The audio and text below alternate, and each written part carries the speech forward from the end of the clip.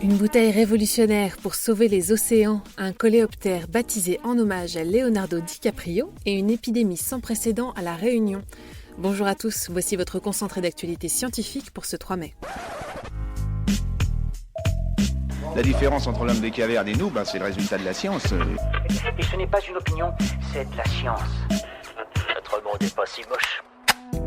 La tête de Donald Trump pourrait bientôt être gravée dans la glace de l'Arctique. C'est le projet récemment dévoilé par un groupe écologiste finlandais nommé Melting Ice.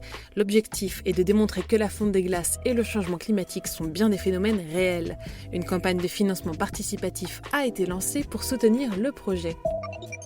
En Slovénie, une femme de 66 ans a vécu un incident pour le moins insolite. Alors qu'elle se trouvait chez elle, un éclair a frappé son appartement et fait griller sa télévision. Mais pas seulement. 1 heure plus tard, elle s'est aperçue que le phénomène et les interférences qu'ils avaient créées avaient aussi désactivé son implant cérébral. Le dispositif visait à traiter les spasmes persistants dont elle souffrait au niveau du cou. Une bouteille révolutionnaire pour aider à sauver les océans.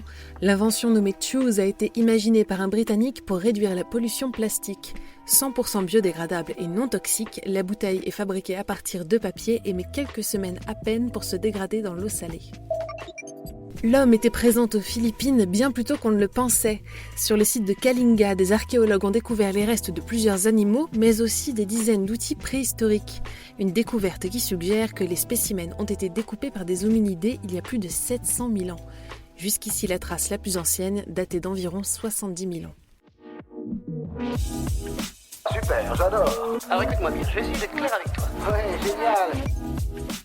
Leonardo DiCaprio peut être fier de lui, il a maintenant sa propre espèce de coléoptère aquatique. Dans une réserve de Malaisie, une expédition a en effet mis au jour 3 espèces de ces insectes encore non répertoriées.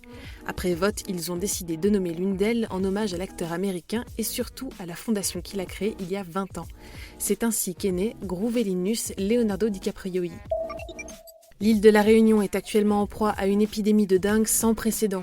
Selon l'Organisation mondiale de la santé, 1816 cas ont déjà été recensés en 2018 contre moins de 100 pour l'ensemble de l'année 2017.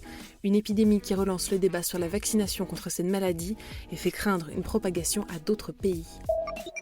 Au large de l'Australie, un drone a capturé une scène étonnante, une baleine morte servant de festin à 2 requins-tigres de 3 mètres. La particularité de la scène est que les squales n'étaient pas seuls. Un crocodile marin de près de 4 mètres de long s'est joint à eux.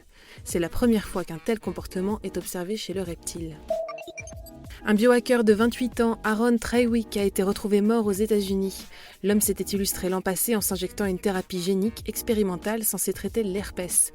On ignore pour le moment si le traitement non testé est en lien avec son décès, mais une enquête et des analyses sont en cours. C'est tout pour aujourd'hui, nous vous disons à demain pour un nouveau concentré d'actualité scientifique.